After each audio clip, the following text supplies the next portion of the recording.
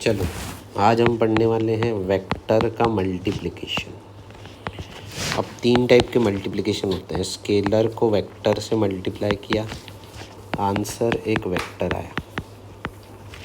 जैसे कि 2 को मल्टीप्लाई किया 3i cap plus 4j cap plus 5k cap, answer आया 6i cap plus 8j cap plus 10k cap. तो ये स्केलर है 2 और ये वेक्टर है। ये स्केलर इसीलिए क्योंकि इसमें डायरेक्शन नहीं है। 2 की जगह 1/2 भी ले सकते हो, ठीक है। तो ये एक वेक्टर है क्योंकि इसमें I cap, J cap, K cap यानी कि unit vector along X axis, unit vector along Y axis and unit vector along Z axis है। तो आंसर हमारा स्केलर को वेक्टर से मल्टीप्लाई करने के बाद वेक्टर आया है, ठीक है। एक टाइप का मल्टीप्लिकेशन।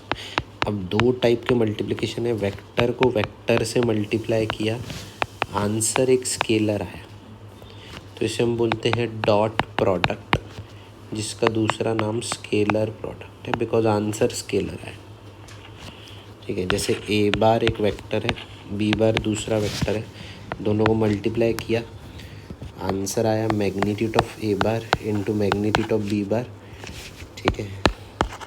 ए बार है, बी बार है, दोनों के बीच का एंगल थीटा है।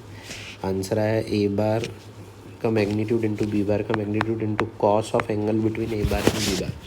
तो आप नोटिस करेंगे ये एक मैग्नीट्यूड है, ये भी मैग्नीट्यूड है, इसकी वैल्यू -1 से +1 के बीच की, मतलब डायरेक्शन कहीं भी नहीं है, यानी आंसर एक स्केलर आया है। इसीलिए इसका नाम है डॉट प्रोडक्ट या स्केलर प्रोडक्ट। डॉट प्रोडक्ट में कोसाइन रेशियो यूज़ होता है और एंगल कभी भी कम वाला लेना है। आप नोटिस करेंगे कि यहाँ एंगल 360 माइनस थीटा था और यहाँ थीटा था, तो हमने थीटा लिया यानी कम वाला एंगल लेना है। अब तीसरे टाइप का मल्टीप्लिकेशन है, वेक्टर को वेक्टर से मल्टीप्लाई किया, आंसर वेक्टर आया। वेक्टर मतलब उसमें 2 चीज़ें, मैग्नीट्यूड एंड डायरेक्शन। तो उसे लिखेंगे कैसे, मैग्नीट्यूड इनटू डायरेक्शन। अब यही 2 वेक्टर ले लीजिए, ए बार बी बार, फर्स्ट केस वाले, उनको मल्टीप्लाई कर रहे हैं, ठीक है। आंसर आया magnitude of A bar, magnitude of B bar, sine of angle between A bar and B bar. फिर से एंगल कम वाला लेना है यानी थीटा लेना है, 360 माइनस थीटा नहीं लेना है। पर आप नोटिस करेंगे कि यहाँ तक आंसर तो सिर्फ मैग्नीट्यूड वाला आया है, जबकि अब की बार हमको वेक्टर को वेक्टर से मल्टीप्लाई करने पे आंसर एक वेक्टर चाहिए, मतलब इसमें कमी है डायरेक्शन की, तो हम इसे मल्टीप्लाई करेंगे डायरेक्शन से। और डायरेक्शन देने के लिए कभी भी यूनिट वेक्टर का यूज़ होता है। यूनिट वेक्टर को कभी भी कैप से डिनोट करते हैं।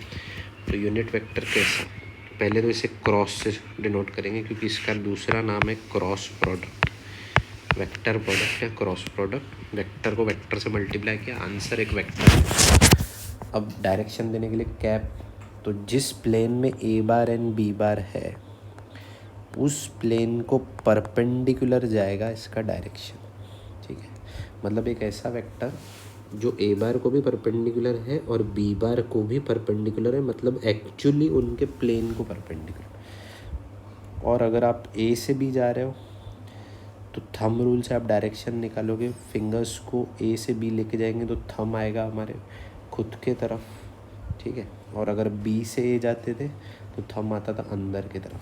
मतलब अगर आप सोचो कि ए एक्स डायरेक्शन में और बी कुछ वाई डायरेक्शन की तरफ है, तो आपका थंब या तो जेड की तरफ आएगा प्लस में या तो माइनस में।